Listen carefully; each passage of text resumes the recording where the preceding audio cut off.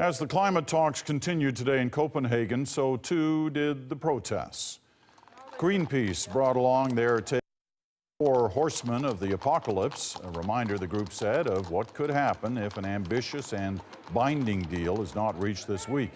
Inside, these protesters took a lighter tone, but their message was serious: save humans from climate change. People who participate in protests like those in Copenhagen say they do it to force change. In a moment, Wendy Mesley will ask, does protesting actually have any effect? But first, a closer look at activists in action. A few days ago, the National learned of a protest that was about to take place. Video journalist Peter Wall went to observe. You got a brainwave? Janet McNeil is a 56-year-old mother of 2, and she's about to do something she's never done before. In 2 days, she'll intentionally break the law. I'm not too worried about going to jail. I'm not interested in going on or anything like that. I'm not crazy or anything. McNeil and 6 others are planning to chain themselves together and occupy the office of Finance Minister Jim Flaherty. The reason I'm doing it now is the climate crisis is so severe now, and the Canadian government is doing so little to do anything about it. And I'm a mother. Now I think about grandchildren. You know, what's going to happen when my kids have kids?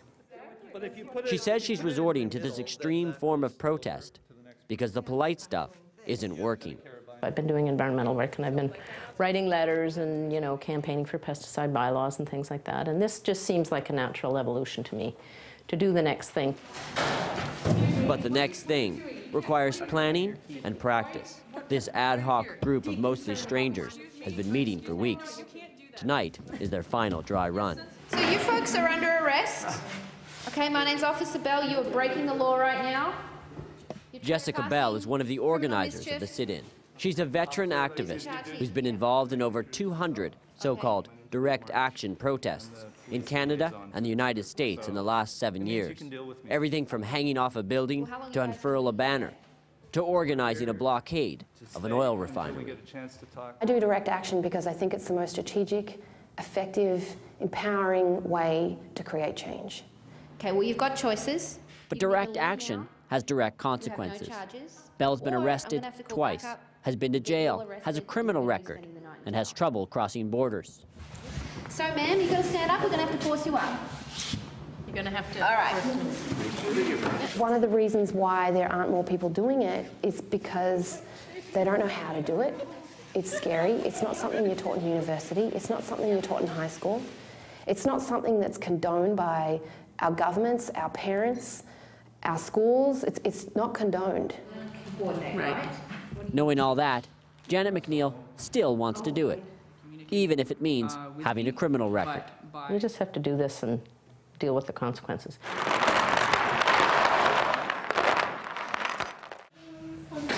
It's 6:30 a.m., the day of the protest. You guys need to get your diapers on. If you haven't got them on already, they're over here. So. Once chained together, there are no toilet breaks. My goodness. They put on their chains, copy phone numbers to help with legal support, and they're ready. I feel a little nervous, but excited. The drive to Whitby is 60 kilometers. At 9:30, they walk into the office of Jim Flaherty.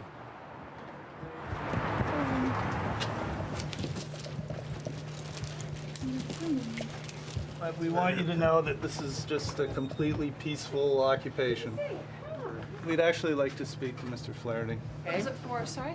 People for climate justice. Climate justice. Okay. For Janet McNeil, once a parole officer for 4 years, it's a major step. It's good. We're staying. We're going to stay until we hear from Mr. Flaherty. And it feels good to be here. After 30 minutes, the group's supporters show up, as do the police.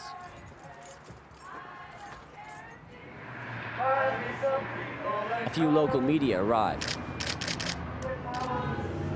There have been ramifications discussed, but we're trying to avoid any arrests at this moment. The group is told Flaherty won't speak to them. They do speak briefly to his chief of staff. He wants them to agree to leave if he hears them out about their concerns. They don't agree, and they don't leave. We've negotiated that they can stay inside as long as it's peaceful. The people inside, the secretary has allowed them to stay. But they're told if they don't leave at 4:30 when the office closes, they'll be arrested. The blinds to the office are closed. The day passes. At 4:15, it's clear what's going to happen next.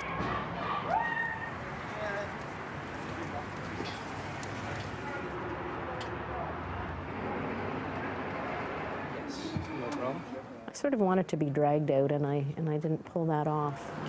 Thank you for your cooperation.